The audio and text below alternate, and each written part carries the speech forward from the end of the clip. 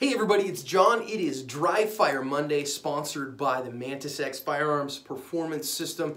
And I'm going to share with you the key to me winning not only a very coveted and only ever able to be won 6-hour semi-automatic pistol instructor badge, but how I took top shot at last week's class. There are live fire training tools and dry fire training tools. Mantis X is the only one that does both. It will change the way you shoot for the better. It has helped me immensely. So yeah, this is pretty cool. Last week I took the 6-hour semi-automatic pistol instructor course, had 10 students in the class. It was a good class. I had a good time. More about that another day. We'll talk about that. I'm going to do a full after action report on it. But I won this patch. Now, it's a little difficult to see perhaps in the light. Sorry, nothing I can do about that. But it says 6-hour Academy pistol instructor. You cannot buy one of these patches. You have to earn it. The only way that you earn it is by shooting a qualifying score on their qualification course, their pistol instructor qualification course. You have to shoot an 80% or higher on the course, and it's a 25-round course. You have to shoot 20 shots in there, and they go all the way out to 25 yards. I was one during the initial phase of the course, out of 5 out of the 10 instructor candidates that was able to shoot a qualifying score. We had a couple of other instructor candidates that passed the shooting portion on the second day after a little bit more work. So 7 out of 10, I think, ultimately earned themselves a 6-hour patch. Not an easy patch at all. More than that, though, I shot well all week long. I have been working hard at my shooting skill all year long. Really, from last year's TACCon, or this year, 2018's TACCon in March, I said, man, I'm going to really work it. And that started really at the Rangemaster Instructor Reunion last November. And we've been working hard with the Mantis X to really get some dry fire practice in, to put the reps in. And I worked hard and I shot really well this week. I wasn't perfect on everything. I did not win the plate rack challenge. I should have won the plate rack challenge, but I missed a couple shots. And so I was second in the plate rack challenge.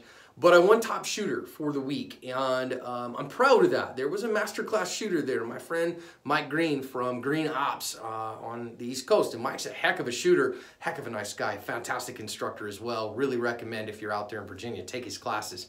But I shot well, and I won the week as top shooter. And so it's in the wash right now, so I can't show it to you. So 6-hour gave me a cool t-shirt as a reward for that. So let's talk about how I got there. Biggest thing on the qualification course, I was the only shooter to shoot a perfect score on the qualification course. And so as that, I want to talk to you about what I did there. Now the shots went from anywhere as close as 3 yards, where at 3 yards we had to draw the gun one-handed, put 2 shots on target with our primary hand. We had to transfer the gun to our support hand, put 2 more shots on target. And on this course, there was enough time to do that, a total of 8 seconds, not really a big deal. So then we walked back from there. There was some running and some shooting as well. Not shooting on the run, but you got to run, draw your gun, get some shots at anywhere from 5 yards to 10 yards.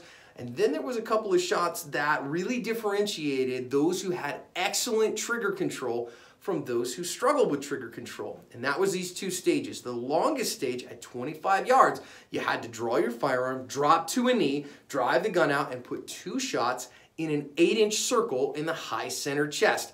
Then at 20 yards, you had to draw the gun and put 2 shots in that same 8-inch circle at 20 yards. And then you had to start doing things a little bit faster at 15 and those kind of things.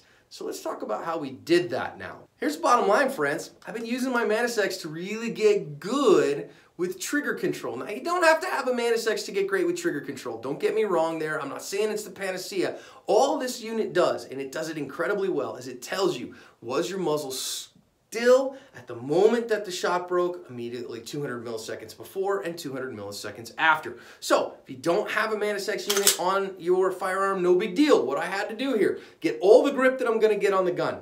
So at the farthest distance, I had 7 seconds to put 2 shots in an 8-inch circle. 7 seconds is a long time, but you got to drive that sight out there. I'm using the dot. Drive the dot out there, find the right spot, and press the trigger straight to the rear. Make the gun buck do its thing.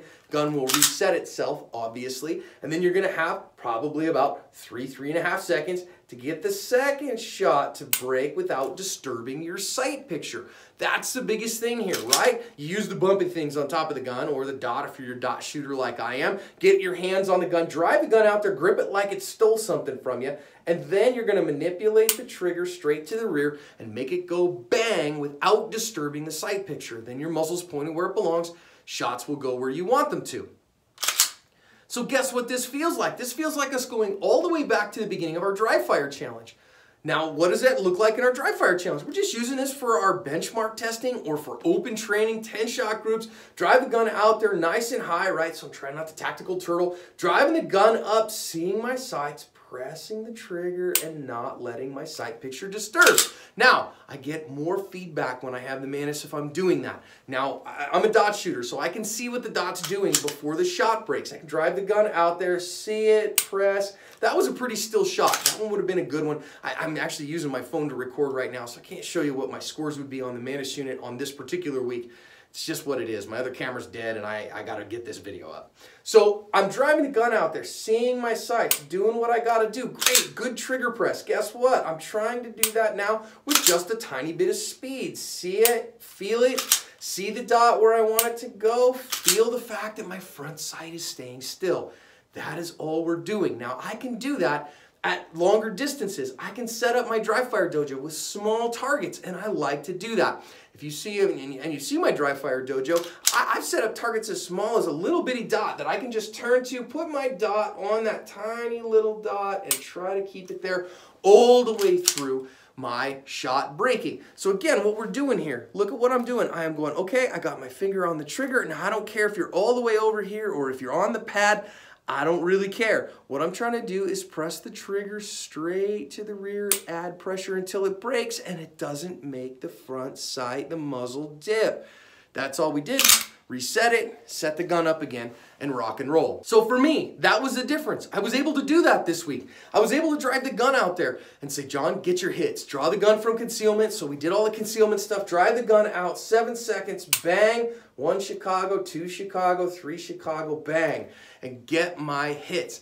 Led me to a 25 out of 25. There's all the other stuff that was involved in there as well.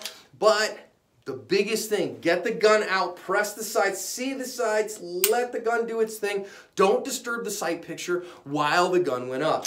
So how am I going to keep working on that? Well, the bottom line is you can't miss fast enough to win a gunfight.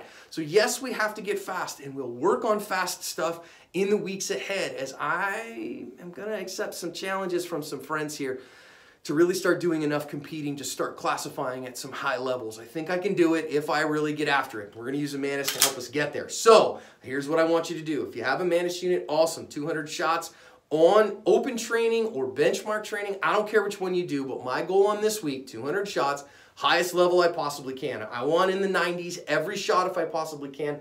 I want personally 95 or above for as many shots as I possibly can. So for me, that means, you know, my dry fire gun sits in my little quick access safe here. I'm going to set it up, do 10 shots, put the gun away. An hour later, I'm going to come back, do 10 shots, put the gun away.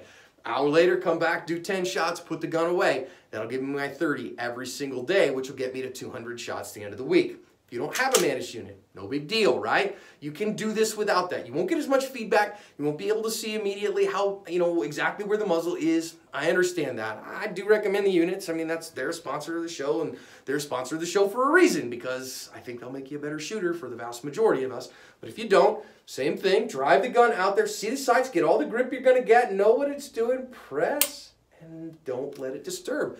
If it disturbed the sight picture, well, you got to do what you got to do to get that to stop. For me, one of the things that I've worked on that I see all the time is I see people when they go to press that trigger, they grip their whole hand. So when you see people go, oh, you're snatching the trigger, or you're mashing on the trigger. For most people, I don't think that's the case. Most of the time what they're doing is they're not gripping this gun really very hard, and so what happens is they go like this, and they grip with their fingers, especially their bottom two, when the press goes off, and that's what causes the muzzle to go. Instead, if I grip the tar out of that gun and I'm really pressing front to rear, then when I press the trigger, there's no more for that hand to go, and the trigger goes off smoothly. For most people, that's what I find is actually happening. So go to town with it, guys. Get 200 presses this week. This is the difference between scoring really high scores and scoring difficult to qualify scores when you start trying to shoot at higher levels. Hope it helps you this week.